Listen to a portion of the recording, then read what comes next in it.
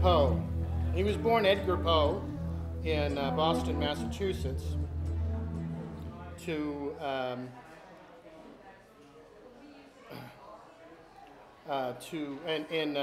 January 19th, 1809, to English actress Elizabeth Arnold Hopkins Poe and actor David Poe Jr. The description that was given by his father was that he was a precocious boy that spoke a great deal of nonsense. So I think that's the only quote that I could find by the dad. And he had an elder brother and a younger sister, Rosalie. And they were an immigrant family. The grandfather, David Poe, was from Cavan, Ireland, and the mother kind of had a really interesting mixed heritage. She actually has family that came from America, went back to England, and then emigrated back to the Americas. So there's a real mix there, and it's all connected to some of the origin families of New England. So that's why he had a great passion for Rhode Island specifically.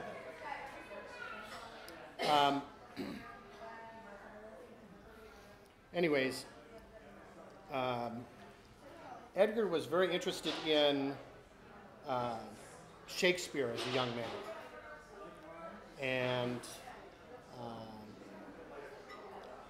and acting out these plays, and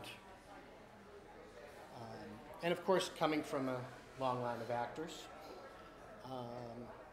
he had no issue or no trouble doing it, because that was considered frivolous for most people. And anyways, not too soon after his birth, his father had abandoned them, and now I couldn't find the real date, but on this encyclopedia nonsense, it says 1810, but in some of the biographies it's about 1815, so I don't know. Could have been 10, could have been 1, I have no idea. And then his mother dies 2 years later of tuberculosis, so he was taken in by a cousin, John Allen, who was a resident of Virginia. And of course, he took on that second name, became Edgar Allan Poe, in honor of his cousin from Virginia. Moved to Virginia, and amazingly, wrote a great deal. It wasn't poetry. It was his daily